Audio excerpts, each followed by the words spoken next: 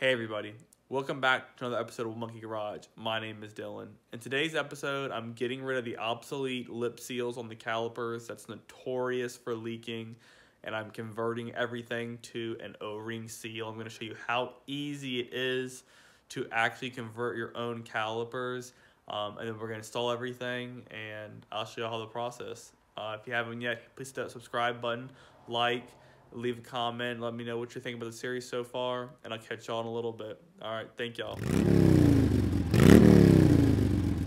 All right, so today I'm going to be rebuilding these calipers. If you know anything about a C3 Corvette, they came from the factory with what's called a lip seal, and they just leak. If they sit for any period of time, they leak.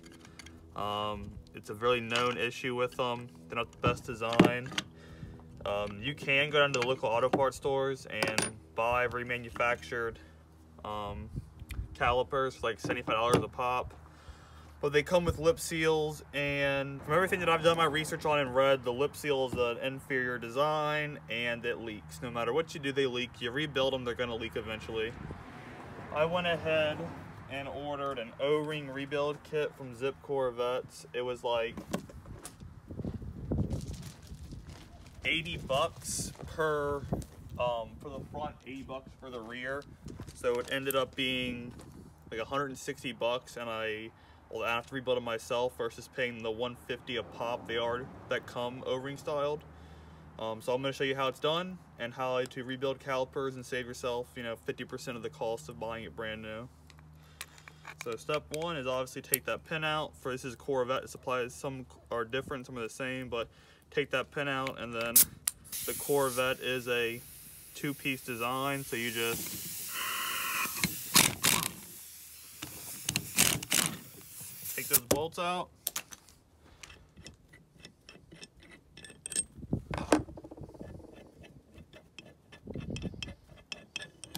And then she opens right up. There is an O-ring in here. You don't want to, your kit will come with one, but remember that there's an O-ring that goes right there. If you don't put that O-ring in there, she's going to leak and you're going to have a bad day. And then as you can see, this lip ring was brand new. This lip ring is brand new. It already is messed up. So just hop in there, push these down. Oh, brake fluid comes out. Hop in there. Flathead screwdriver, get under that lip seal, pop it right out, and that's it. That's it. Already bad. Then you just gotta work these pistons out. The kit does come with the new piston. Set that to the side and just keep moving on. Same thing over here. You just gotta kind of push it down. Watch your eyes when you push it down. It is going to push brake fluid around inside the pistons. Once you pop that out, all that comes out.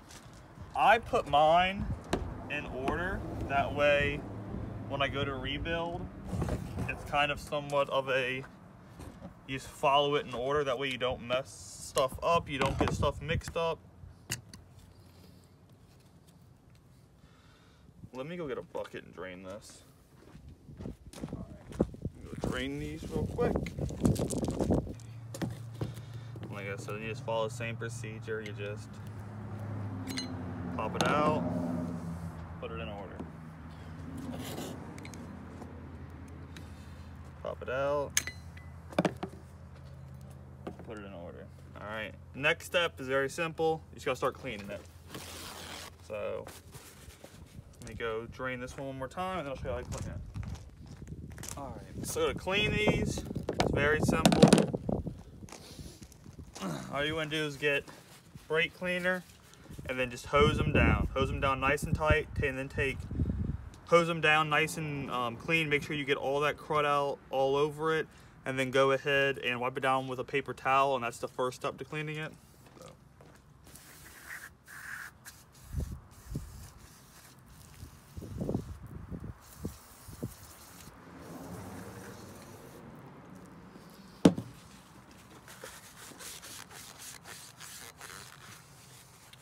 The key is to try and get the insides of these cylinders as clean as possible.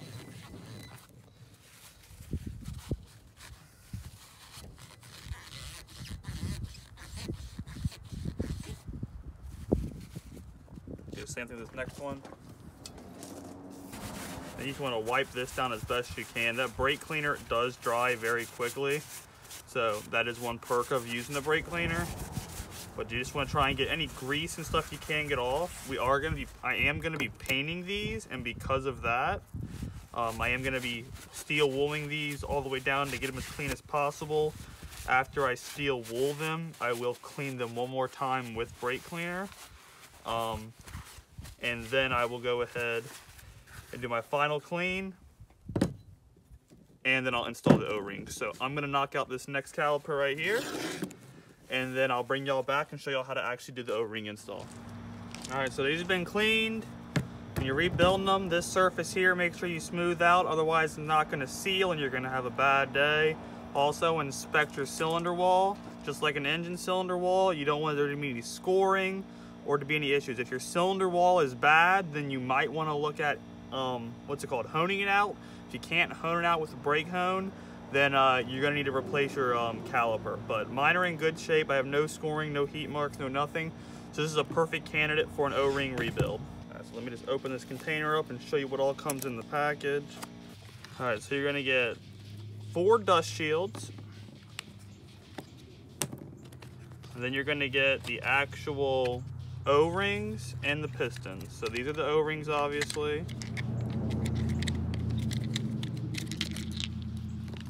And you get brand new pistons, and on the top they tape the what's it called? The little O-ring that goes in right there. All right. Now all you do, you want to slap on all your O-rings to your new pistons. They literally just roll right on. That simple.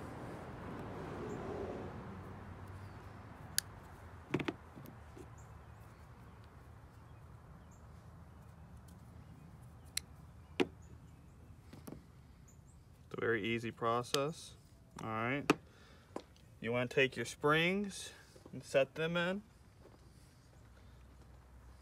If there's a lot of gunk on them, obviously you want to clean them up. You don't want to be putting nasty stuff back into your calipers. You just spend time cleaning and sanding and prepping.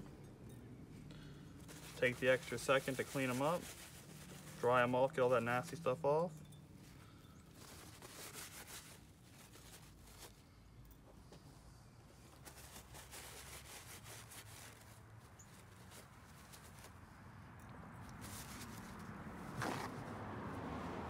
And then what I do, just for a little lubrication, take a little brake fluid, put on a paper towel, and then just spin that new O-ring on it, set it in, give it a firm press, bam, you're in.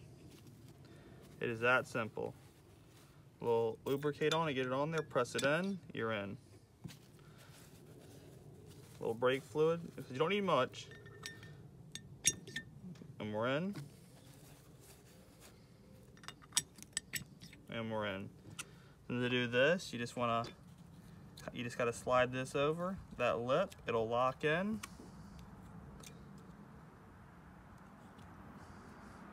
Make sure it does lock in. Use your fingers. Make sure it sits in that groove.